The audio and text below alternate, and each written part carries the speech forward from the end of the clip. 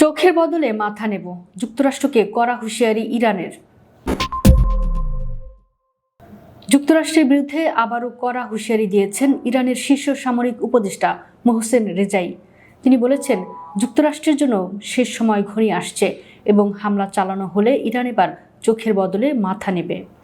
ইরানের রাষ্ট্রীয় বার্তা সংস্থা IRNA দেওয়া এক টেলিভিশন সাক্ষাৎকারে রেজাই বলেন, যুক্তরাষ্ট্র যদি ইরানের অবকাঠামোয় আঘাত হানে তাহলে তেহরান পাল্টা জবাবে যুক্তরাষ্ট্রকে পঙ্গু করে দেবে এবং উপসাগরে তাদের জাহাজ ডুবিয়ে দেবে। তিনি সতর্ক করে বলেন, যুক্তরাষ্ট্রকে এই সংকট থেকে বাঁচানোর সময় খুব বেশি নেই। রেজাই অভিযোগ করেন, গ্রেটার ইসরায়েল গঠনের স্বপ্ন দেখিয়ে ইসরায়েল যুক্তরাষ্ট্রকে এই যুদ্ধে জড়িয়েছে এবং এখন প্রেসিডেন্ট ডোনাল্ড ট্রাম্প উদ্ভ্রান্ত অবস্থায় রয়েছেন। তিনি এই যুদ্ধকে অবৈধ আখ্যা দিয়ে বলেন, নিষেধাজ্ঞা প্রত্যাহার, ক্ষতিপূরণ এবং ভবিষ্যতে হামলা না করার আন্তর্জাতিক নিশ্চয়তা না পাওয়া পর্যন্ত সংঘাত থামবে না। তিনি দাবি করেন, গত 4 দশকের বেশি সময় ধরে যুক্তরাষ্ট্র ও ইসরায়েল ইরানের বিরুদ্ধে শত্রুতা চালিয়ে আসছে এবং অতীতেও তারা ইরাকের সাবেক নেতা সাদ্দাম হোসেনকে সহায়তা করেছিল। অন্যদিকে যুক্তরাষ্ট্রের প্রেসিডেন্ট ডোনাল্ড ট্রাম্প বলেছেন, ওয়াশিংটন ও তেহরানের মধ্যে ভালো ও ফলপ্রসূ আলোচনা শুরু হয়েছে। তিনি জানান, আলোচনার সুযোগ দিতে ইরানের জ্বালানি স্থাপনায় সম্ভাব্য হামলা 5 দিনের জন্য স্থগিত করা হয়েছে। তবে ইরান এই দাবিকে ভুয়া খবর বলে উড়িয়ে দিয়েছে।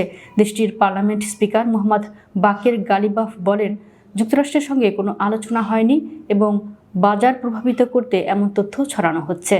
প্রসঙ্গত, মধ্যপ্রাচ্যের গুরুত্বপূর্ণ সমুদ্রপথ হরমুজ প্রণালী নিয়ে নতুন উদ্বেগ তৈরি হয়েছে।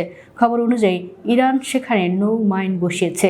এতে বিশ্ব বাণিজ্য এবং তেলের বাজারে বড় প্রভাব পড়তে পারে। যুক্তরাষ্ট্রের CBS নিউজের প্রতিবেদনে বলা হয়েছে, ইরানের বাহিনী ইসলামিক রেভলিউশনারি গার্ড কোর অন্তত 1 ডজন নৌ মাইন বসিয়েছে। এই মাইনগুলোর নাম মাহাম 3 এবং মাহাম 7। এগুলো আধুনিক ধরনের মাইন। এগুলো জাহাজ শনাক্ত করতে পারে এবং কাছাকাছি এলেই বিস্ফোরণ ঘটাতে পারে।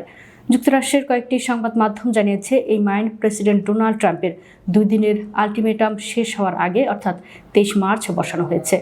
তবে ঠিক কতগুলো মাইন বসানো হয়েছে তা এখনও নিশ্চিত নয়। কিছু বিশ্লেষক বলছে, সংখ্যা কম হলেও এর প্রভাব অনেক বড় হতে পারে। হরমুজ প্রণালী দিয়ে বিশ্বের প্রায় 20% তেল পরিবহন হয়, তাই এখানে অল্প কিছু মাইন থাকলেও বড় সমস্যা তৈরি হতে পারে। অনেক জাহাজ কোম্পানি ইতোমধ্যে এই পথে চলাচল নিয়ে চিন্তায় আছে, বিমা খরচও বাড়তে শুরু করেছে। বিশ্লেষকদের মতে, এই মাইনগুলো এলোমেলোভাবে বসানো হয়নি, নির্দিষ্ট জায়গায় বসানো হয়েছে। জাহাজকে যেতে দিতে পারে, আবার চাইলে পথ বন্ধ করতেও পারে। এতে প্রণালীটি পুরোপুরি বন্ধ না হয়ে একটি নিয়ন্ত্রিত পথ হয়ে গেছে। ধারণা করা হচ্ছে, ইরান ভূখণ্ডের কাছের দিকে এই মাইন বসানো হয়নি, মূলত দুবাইয়ের তীরবর্তী অঞ্চলে এসব বসানো হয়েছে বলে গুঞ্জন আছে।